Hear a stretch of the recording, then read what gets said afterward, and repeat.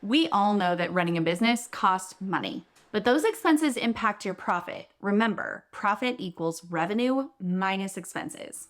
So one way to actually increase your profit is to trim expenses. But how do you know where you can cut costs? How do you determine which business expenses are negotiable and which are essential? I'm sure you already know where I'm going with this one. Look at your books. As long as they're up to date, your books will show you where you can potentially cut expenses. So today, I'm going to walk you through how to evaluate your business expenses so you can find places to cut back and increase your profit. If you want to follow along, grab a comfy chair, pour yourself a cup of coffee or tea, and pull up your most recent P&L. Ready? Let's get started.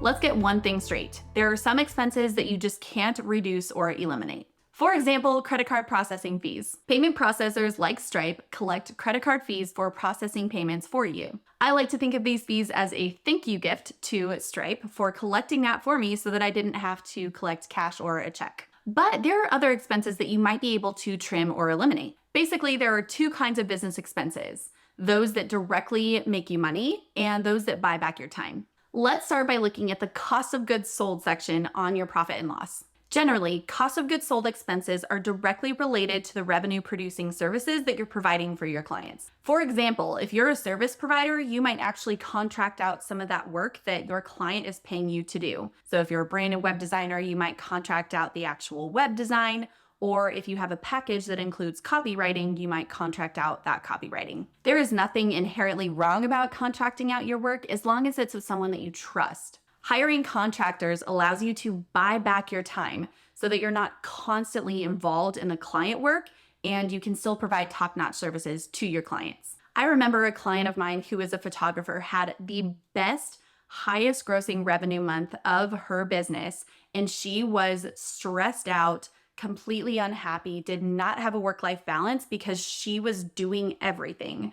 And when she actually raised her prices and took on less work, she was able to buy back her time. But she could have done the same thing with hiring an associate photographer. You can also buy back your time with hiring for work that's not client related. These kinds of costs show up on your operating expenses, sometimes called overhead expenses, on your P&L. Some examples include a VA or a bookkeeper, or a CPA. But even if a contractor doesn't directly relate to client work, it can still buy back your time if it's something that's not in your zone of genius. You might absolutely be able to triage your email inbox, but if it's something that's just in your zone of competence, it's just not worth your while. Someone can do it so much better and more efficient, and it might be something that they actually really love. The key is to be honest about how you're using your time now that you have basically bought it.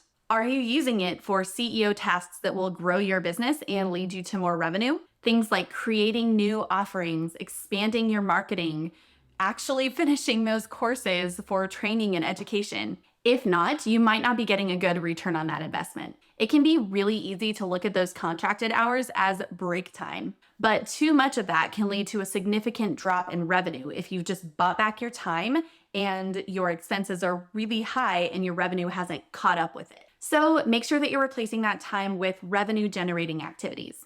So which operating expenses help you make money? Marketing generally offers a good ROI. Things like copywriting for your website, brand design, brand photography, and social media management are all really great marketing expenses. Then there's training and education.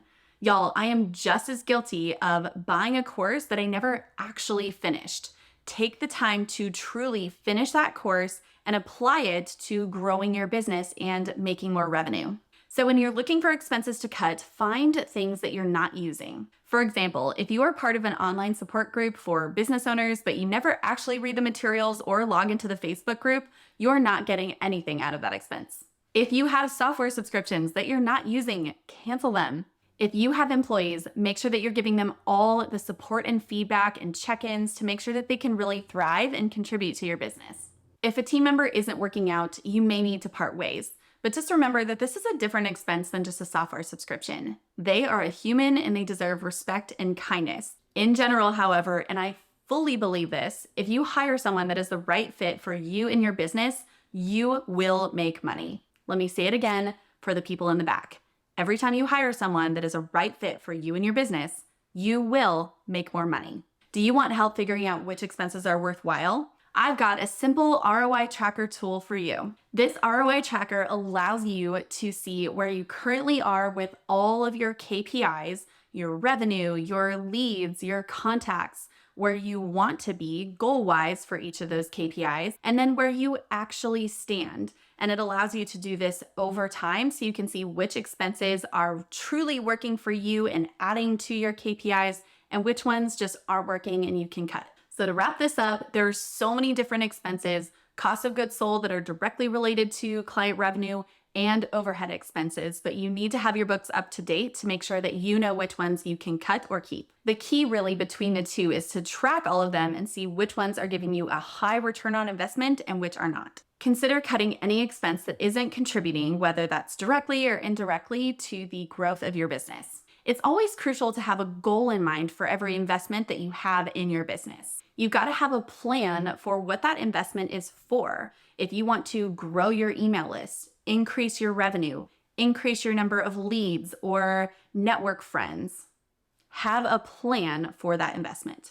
If you know what your goals are, then you can easily evaluate if they have been met and if that is a good expense with a high return on investment. For non-client related expenses, evaluate how you're using the time that you're buying back. If you're using that time to grow your business and increase your revenue, that expense is worth it. And I will also add a little caveat here too, that if you are in a season where you need to buy back your time and rest, that's also worth it. But you may also need to make peace with having a lower profit while you're resting until you can be creative enough to come up with new service offerings or more revenue in the future to continue covering those expenses. And last thing to note, to accurately analyze your expenses, you need up-to-date books. If this is not something that you want to touch with a 10-foot pole, my team and I can help. When you work with us, you'll regularly get monthly reports that show you all of your expenses and allow you to truly look at accurate data that can tell you which expenses to cut or keep and which ones have a good ROI. Leave a comment below if you've ever looked through your books and found a big expense that you can totally cut, or if you found a big expense that gave you a great ROI and you decided to keep. I'm excited to hear what that is. See you next time.